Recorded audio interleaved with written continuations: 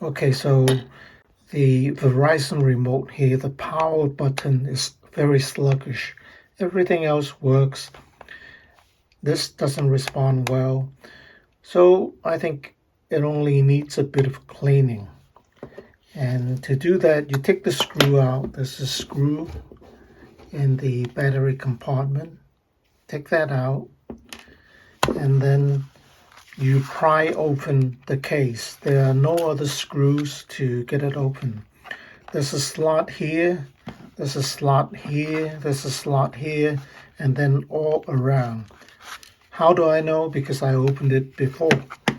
And in order to open up, you have to use a small screwdriver to try to pry it open, so you have a crack, and then you insert a bigger screwdriver.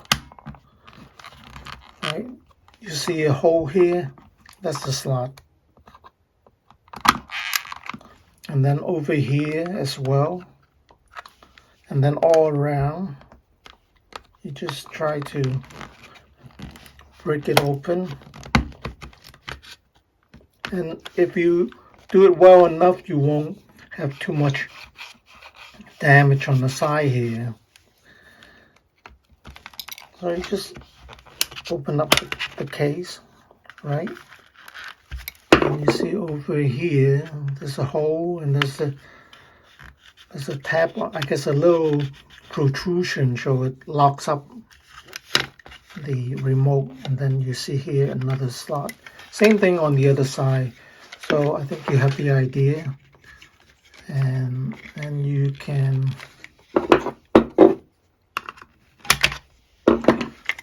open up the case. So inevitably there are going to be some dust here. Just blow on it, brush it, clean it. So this is the button that we have to clean. So dip your Q-tips with some rubbing alcohol, and then just wipe over here the contact and over here inside, and that was enough to do the job for me. Okay, so you see this part here. So there's plenty of conductive material here. The only problem, it has some dirt and dust on it. Now, if doing so doesn't help you, you can get this kind of repair buttons. This is called Buttonworx. Basically, you just cut one out like that.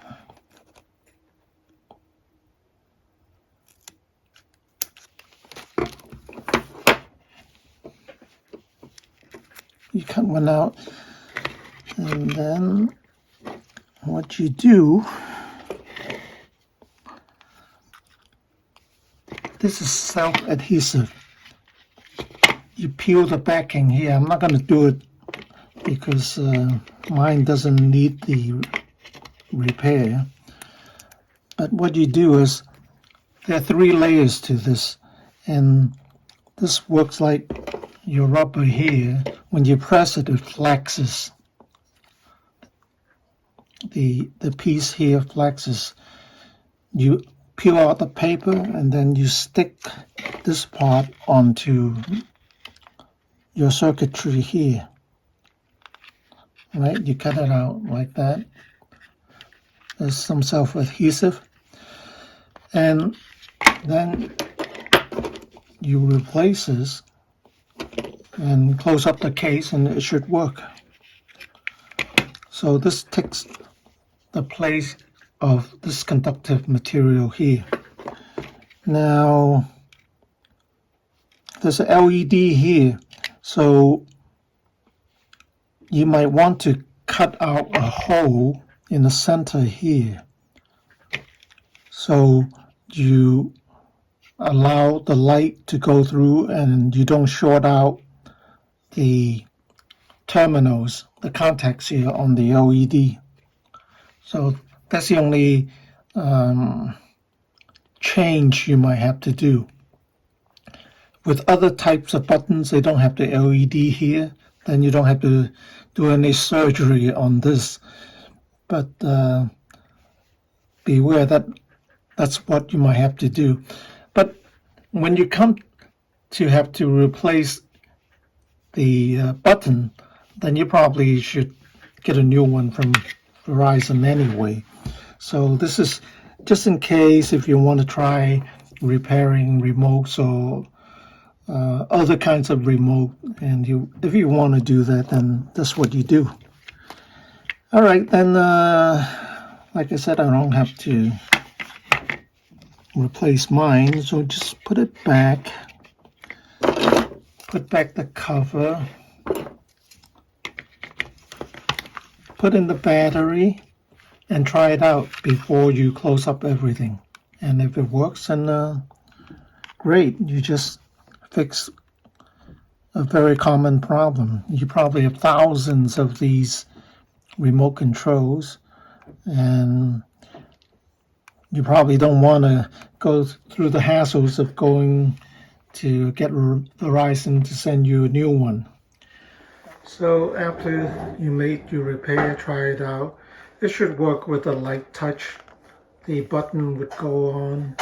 The LED inside will go on. So as you can see, the LED is lighting. The set-top box is turned off. Television turned off.